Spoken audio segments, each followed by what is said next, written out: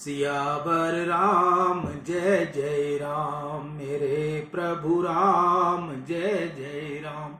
जय मंगल भवन मंगल हारी, द्रवहु सो दशरथ अजिर बिहारी। दीन दयाल विरुद्ध संहारी, हरहु नाथ मम संकट भारी। जय श्री राम। मैं ईशु हरवानी तुलसी की माला गंगा दर्शन से रोज आपको गंगा दर्शन लाइव दिखाता हूँ। आज का शुभ पंचांग ज्येष्ठ मासे कृष्ण पक्षे पंचमी मंगलवार, विक्रम संवत 2081, तदनुसार 28 मई 2024। आज पंचमी दोपहर को लगभग 3:30 बजे तक की है, तत्पश्चात षष्ठी। आज का विशेष दिन अग्नि नक्षत्रम समाप्त, सूर्य राशि वृषभ, चंद्र राशि मकर, दिशा शुक्ल उत्तर, अग्निवास पृथ्वी, नक्षत्र उत्तराषाढ़ा। ये था आज का पंचांग। कल हमने तत्व रामायण की कथा ईश्वर जीव का मिलन, ये प्रसंग बीच में छोड़ा था। आज हम इससे आगे की बात बताएंगे आपको। मेरी तो यही भावना है कि आप सीता जी के साथ वापस अयोध्या पधारो। 14 वर्ष वन में मैं रहूंगा अथवा हम तीनों भाई वन में रहेंगे। आप अयोध्या में राज करो और प्रजा को सुखी करो, अथवा लक्ष्मण को अयोध्या जाने की आज्ञा दो और मुझसे अपनी सेवा में साथ रखो। मैं दुखी हूं, आर्त हूं, दुखी का विवेक कम होता है। मैं तो शरण में आया हूं, आपने मुझको अपनाया है। मैं कर्तार्थ हुआ हूं, मैं तो आपका सेवक हूं। सेवक हित साहिब सेवकाई, करे सकल सुख लोभ विहाई। सेवक का हित तो स्वामी की सेवा है। सेवक को समय के सुख का विचार नहीं करना चाहिए। मेरा ये धर्म है कि आप जो आज्ञा दें उसका पालन करूं। आप जरा भी संकोच न रखें। आप जो आज्ञा दें उस आज्ञा का मैं पालन करूं। उस समय वहां राजा जनक का दूत आया। प्रातःकाल में राजा जनक भी वहां पधारे। उनका स्वागत हुआ। अनेक प्रकार की बातें हुई। सीता जी का तपस्वी वेश देखकर जानकी जी का हृदय, जनक जी का हृदय भर आया। जनक जी ने कहा, मैं सीता को अपने साथ ले जाऊंगा। बेटा, तूने दोनों कुलों का उद्धार किया है, तूने दोनों कुल पवित्र किए हैं। सीता ने कहा, मेरे पति का वनवास तो मेरा भी वनवास है। पिताजी, मुझसे अधिक आग्रह न करो। कौशल्या ने कहा, इस भरत को समझाओ। भरत 14 वर्ष तक किस रीति से जिएगा? राम विरह ये सहन नहीं कर सकेगा। भरत को संतोष हो वैसा करो। ये जनक जी ने कहा। सावधान सुन सुमुखी सिलोचनी, भरत कथा भव बंध विमोचनी। धर्म राज्य ने ब्रह्म विचारु, यहाँ जथा मति मोर प्रचारु।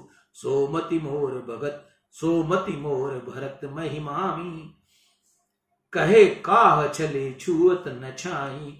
लोग मुझको ब्रह्म ज्ञानी कहते हैं, परंतु भरत के प्रेम के आगे मेरी बुद्धि कुछ काम नहीं करती। जनक ने भरत की बहुत प्रशंसा की। उसके पीछे तीसरा दरबार जुड़ा। भरत जी ने आज्ञा मांगी। श्री रामचंद्र जी ने अंतिम निर्णय किया। बोले, भाई भरत, आज तक मैंने तुझको कभी नाराज नहीं किया,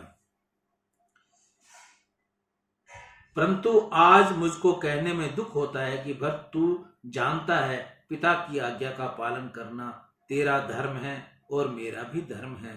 सो तुम कहो करावहु मोही, तात तरी निकुल पालक हो। भरत, पिता की एक आज्ञा का पालन मुझको करना है, एक आज्ञा का पालन तुझको करना है। 14 वर्ष वन में मुझे रहना है, 14 वर्ष अयोध्या का राज तुझको करना है। भरत ने कहा, जो आज्ञा।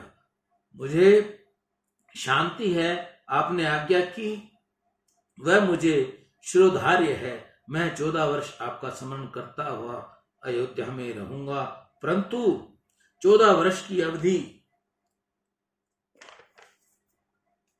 14 वर्ष की अवधि परिपूर्ण हुए पीछे एक दिन भी विलंब करोगे तो मैं प्राणों का त्याग कर दूंगा। श्री रामचंद्र जी ने कहा, नहीं, मैं बराबर अवधि परिपूर्ण होते ही अयोध्या में आऊंगा। परमानंद हुआ। भरत जी की निष्ठा थी, अपने मालिक को मुझे परिश्रम देना नहीं प्रेम का लक्षण है। प्रेम में प्रियतम के सुख का ही विचार होता है। काम और प्रेम इन दोनों का आकार थोड़ा समान है, परंतु तत्व से इन दोनों में बहुत अंतर है। सुख का स्वयं की तरफ खींच लेता है और काम कहते हैं मुझे सुख प्रियतम को अर्पण करना है, इसको प्रेम कहते हैं। भरत जी तो प्रेम की मूर्ति हैं। भरत जी को कोई सुख भोगने की इच्छा नहीं। भरत जी की तो इतनी ही इच्छा है कि श्री रामचंद्र जी आनंद में विराजें। श्री रामचंद्र वियोग में भरत जी को अतिशय दुख है, परंतु भरत जी की भावना है मैं दुख सहन करूंगा, मेरे राम जी आनंद में विराजे। भरत जी श्री राम जी के चरणों में वंदन करके बोले मेरे प्राण टिकने के लिए मुझको कोई आधार दीजिए।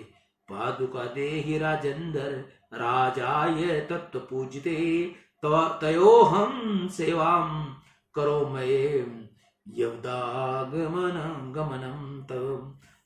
भागवत में कथा आती है कि प्रभु ने द्वारिका का उद्धार करने के लिए निश्चय किया।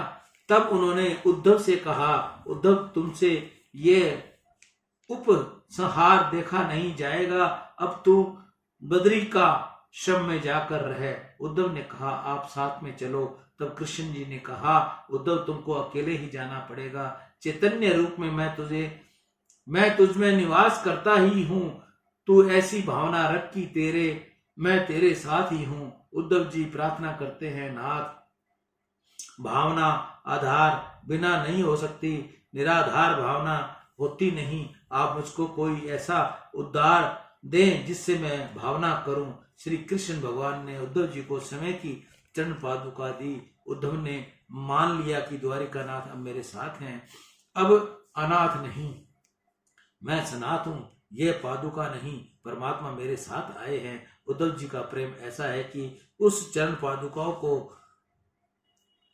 पादुकाओं में उनको कृष्ण जी के दर्शन होते हैं। श्री रामचंद्र जी ने भरत जी के चरण की पादुका दी। भरत जी को तो ऐसा आनंद हुआ कि ये चरण पादुका नहीं, ये प्रत्यक्ष सीताराम जी हैं। मेरे राम मेरे साथ हैं, मैं अकेला नहीं, मैं राम जी के साथ अयोध्या जाता हूँ। प्रेम में यह शक्ति है। प्रेम जड़ को चेतन बनाता है। लौकिक दृष्टि से विचार करो कि पादुका जड़ है, परंतु श्री रामचंद्र चरण की पादुका में भरत जी श्री राम के दर्शन होते हैं। जो वस्तु जैसी है उस वस्तु को उसके यथार्थ रूप में जाने, उसका नाम ज्ञानी। ज्ञान से किसी वस्तु में फेर फार होता नहीं। ज्ञान में किसी वस्तु का परिवर्तन करने की शक्ति नहीं, परंतु परिवर्तन करने की शक्ति प्रेम में अवश्य है। प्रेम तो जड़ है, जड़ को चेतन बनाता है। प्रेम निष्काम को सकाम बनाता है, निराकार को साकार बनाता है, स्वतंत्र और परतंत्र बनाता है। भरत जी का प्रेम ऐसा है कि भरत जी के चरण पादुकाओं दिखती नहीं, प्रत्यक्ष श्री सीताराम जी के दर्शन होते हैं। भरत जी ने पादुकाओं को माथे पर पधराया, मस्तक बुद्धि प्रधान है, इसमें प्रभु को पधराओ तो तुम्हारे मन को कोई विकार नहीं होगा। जो अकेला फिरता है वह दुखी होता है, परमात्मा के साथ रखकर जो फिरता है वह सुखी होता है। भरत जी पादुकाओं के साथ अयोध्या में पधारे, नंदीग्राम में वास किया। भरत ने सिंहासन के ऊपर पादुकाओं की स्थापना की। तंत्र सिंहासने नित्यम पादुका स्थाप्य भक्तितः पूजयी तत्वा यथा रामम गंध पुष्पांक्षता दिव्य राजोपचारे खिले प्रत्ययहम नित्यम व्रत है। भरत जी पादुका की राम जी के समान नित्य पूजा करने लगे। कठिन तपस्या प्रारंभ की, फल मूलाशनो दांतो जटा वल्कल धारकम अद्य स्याही ब्रह्मचारी। राम जी वन में कंद मूल का सेवन करते थे, इसलिए भरत जी ने भी अनाज लेना बंद कर दिया। भरत जी का नियम था कि आंगन में कोई साधु ब्राह्मण आए तो उसका सम्मान करना और उसको मिष्टान खिलाना, परंतु भरत जी ने 14 वर्ष तक अनाज नहीं लिया। भरत जी गोमुख वाहक व्रत करने लगे। गाय को जो खिलाते गोबर के साथ निकलने वाला उन जो को बीन लेते, उनको गोमूत्र के साथ उबलाकर उसकी लस्सी बनाते। इस प्रकार उबले जो 24 घंटे में एक बार भरत जी आहार रोकते थे। भरत जी ने जटा वल्कल धारण किए थे, वह भूमि के ऊपर सोते और ब्रह्मचर्य व्रत का पालन करते थे। राम जी की तपस्या की अपेक्षा भरत जी की तपस्या सहज नहीं थी। वन में रहकर तप करना बहुत कठिन नहीं, राजमहल में रहकर तप करना बहुत कठिन है। सब प्रकार की अनुकूलता हो फिर भी मन में किसी विषय में नहीं जाए, ये सच्चा वैराग्य है। संपत्ति मिले फिर भी संपत्ति में मोह नहीं हो, यह है वैराग्य का स्वरूप। जंगल में वृक्ष के नीचे बैठकर संयम रखना कदाचित साक्य है, असाक्य नहीं। कारण आंखों को और मन को चंचल करने वाली कोई वस्तु वहां दिखाई देती नहीं। मिली नहीं नारी तो सहज बाबा ब्रह्मचारी। भिखारी को खाने को न मिले तो वह उपवास करता है।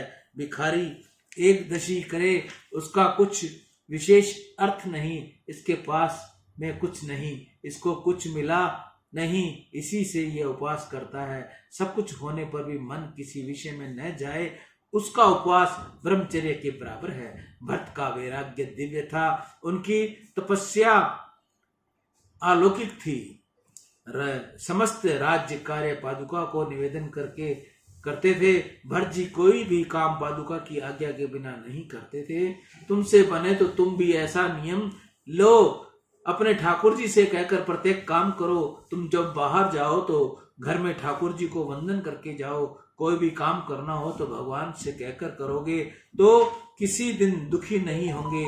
कोई भी समस्या आने पर किसी जीव की सलाह लो, वह ठीक है, परंतु भगवान की सलाह लो, वह अति उत्तम है। सलाह ठाकुर जी की लेनी है। जीव की सलाह अधिकांश भाग में राग देश वाली होती है, परंतु साधारण मनुष्य व्यवहार का कोई भी काम करता है इस ईश्वर की से विमुख होता है। व्यवहार का काम करते हुए मानव प्रतिक्षण ऐसा अनुसंधान रखकर ही व्यवहार करता है कि मैं पति हूँ, मैं पत्नी हूँ, मैं अमुक हूँ।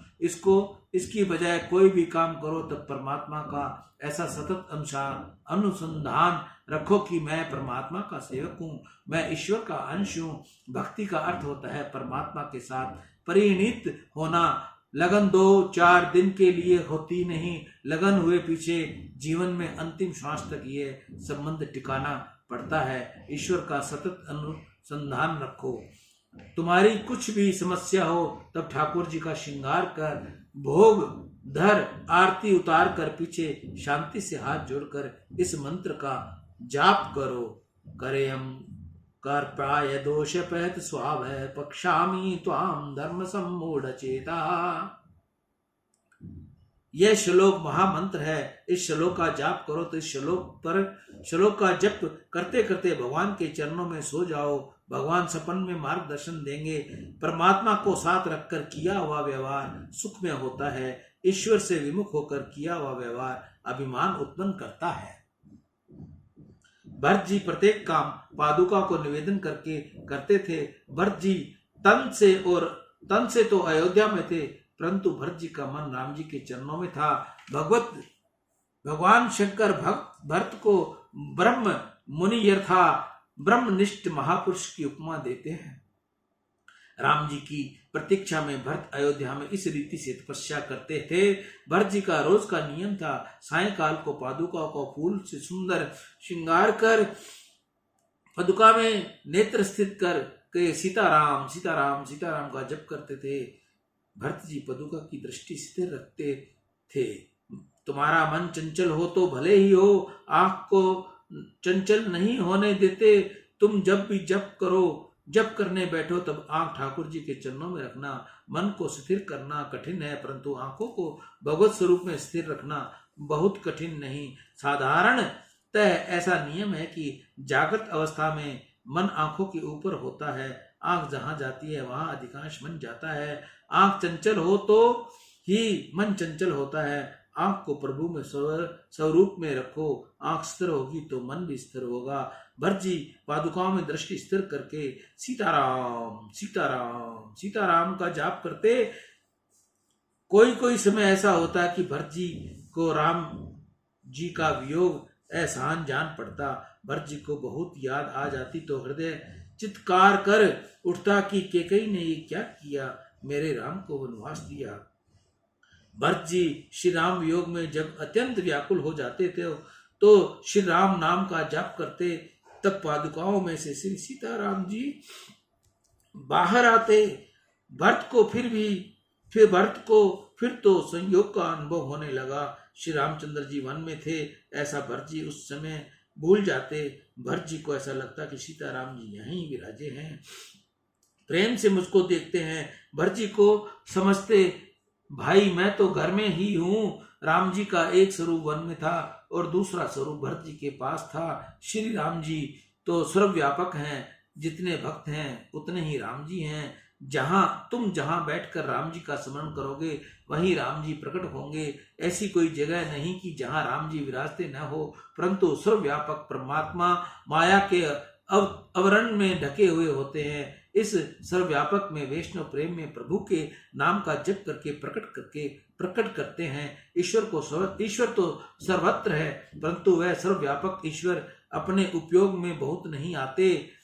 वे ईश्वर तभी सर्वव्यापक से हटकर मानव के लिए प्रत्यक्ष प्रकट होते हैं जब मनुष्य के कल्याण के लिए परमात्मा को प्रकट करता है। प्रभु का नाम परमात्मा को प्रकट करता है। प्रभु का प्रेम, प्रभु का रूप नाम के अधीन है। जिस नाम का जप करोगे उस रूप में परमात्मा तुम्हारे समक्ष प्रकट होंगे। जहां प्रेम से परमात्मा के नाम का जप हो वहां भगवान को प्रकट होना ही पड़ता है। किसी को बहुत प्यास लगी हो और वह पानी का जाप करे, इससे पानी मनुष्य के पास कहीं आता नहीं। जिसको प्यास लगे उसे पानी के पास जाना पड़ेगा। पानी जड़ है, पानी किसी दिन तुम्हारे पास आएगा नहीं, तुमको पानी के पास जाना पड़ेगा।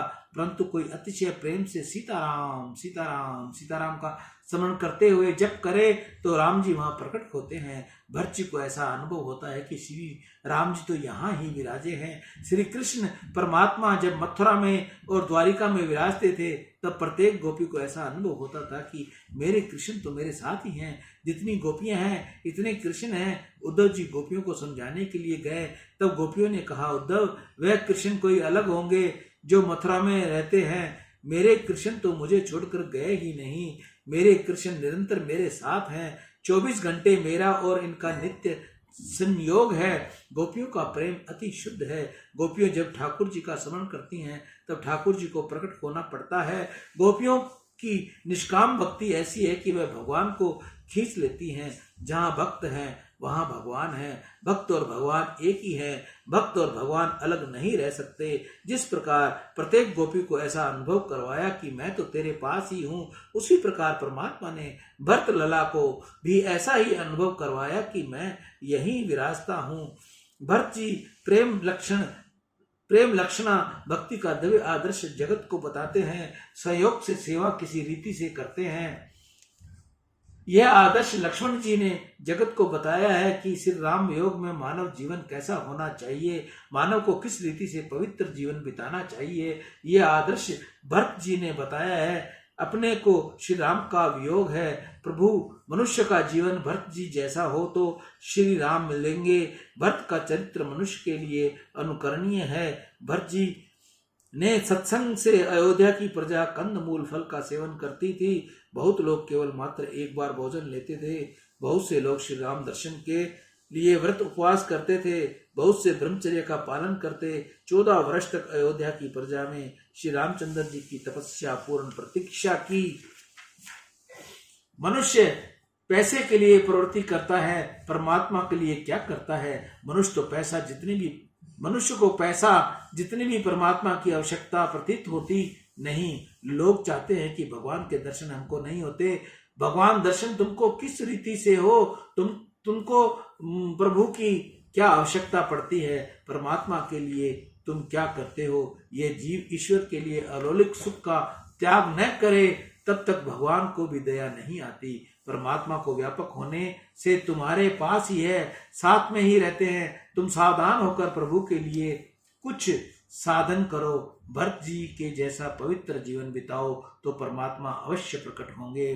सोई सर्वज्ञ गुणी सोई ज्ञाता, सोई मई मंडित पंडित दाता, धर्म परायण सोई कुल त्राता, राम चरण जाकर मन राता, नीति निपन सोई परम सयाना, शूर्ति सिद्धांत नीकत ही जाना, सोई कवि गोविंद सोई रणधीरा, जो छल छाड़ भजई रघुबीरा, ध्यायेद जानुबाहुं दत्त शरधनुषं, बद्पद्मासन संथं पितं वासो वसानं, नवकमलदल सप्रधिनेत्रं प्रश्नं, वामा कामरूढ सीता मुख, कमल मिलिल लोचनम नीरदाभं, ननं अलंकार दीप्तं ददत्त मरुजट मंडलम श्री रामचंद्रम।